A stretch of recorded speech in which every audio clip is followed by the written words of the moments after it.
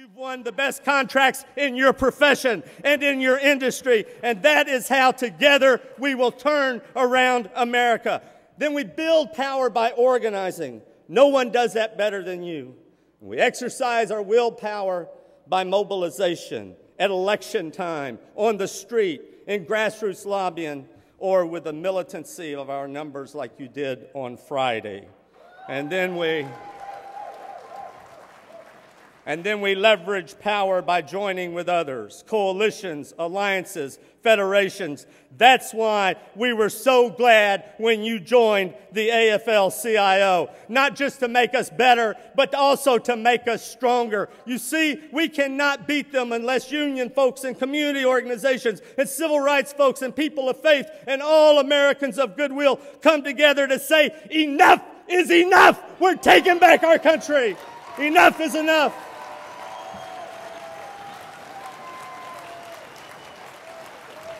And then, enough is enough! Enough! Enough! Enough! Enough! Enough!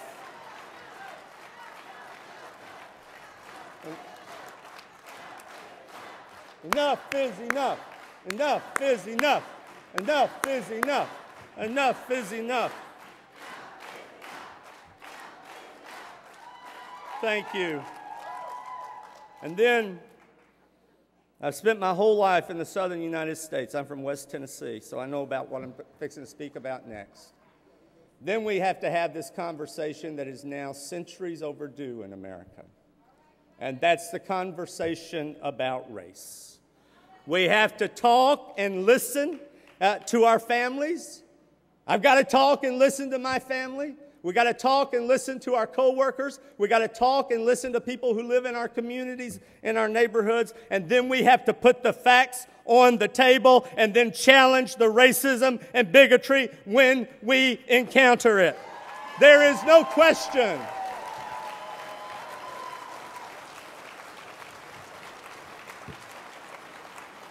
We have to say there is no question who is on the side of workers. There is no question who will lift up our country and our families. There is no question who will restore our economy and confront lobbyists and corporate power, and who will end the awful waste of life and treasure in Iraq. And we simply can no longer indulge racism in one another. We have to remind one another that dividing workers by race is the boss's oldest and most effective tactic, but we can't let the boss win this time. We can't let the boss win this time.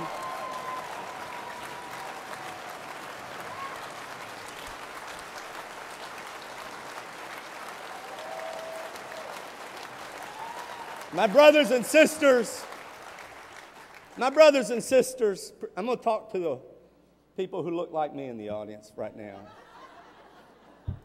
My brothers and sisters, this is not a problem, a crisis to leave to people of color to solve. This is our problem and crisis, and it is on us to do what has to be done to fix it. We cannot let the boss win this time.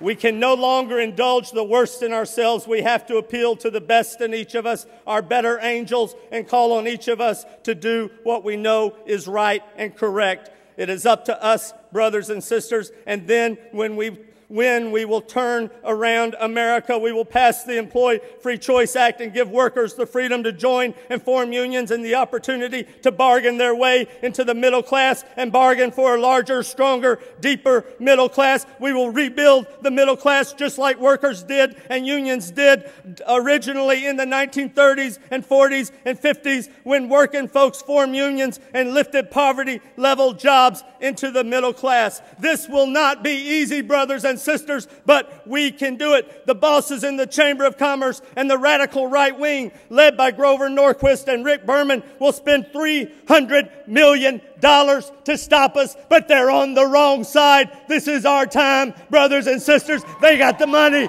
but we got the people. That is why.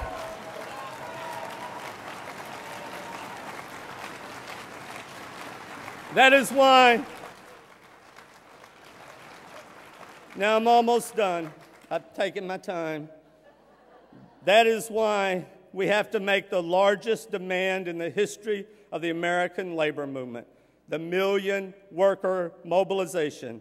It starts with signing this card and getting everyone else to. Already 800,000 workers have signed this card in America. But you have to be part of the million worker mobilization.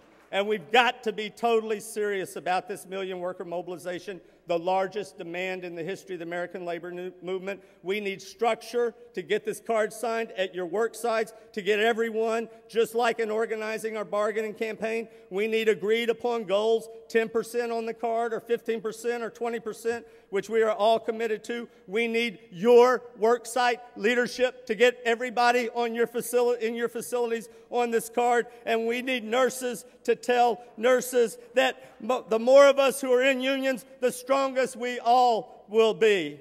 And then we will present this card, the million worker demand, to President Obama and the Democratic Congress and say to them, this is how you save the middle class. This is how you save the American economy. This is how you pump new money into the economy, new life into the economy, and restore economic power to workers.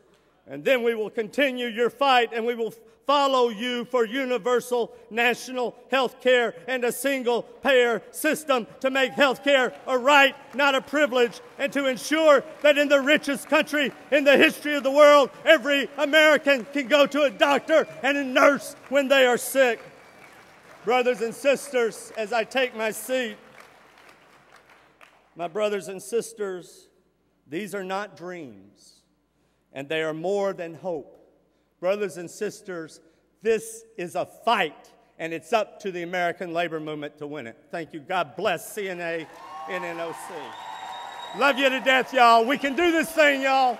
We can do this thing, y'all. Let's go. Let's do this thing. It's up to us. Nobody else. It's up to us. Thank you. God love you.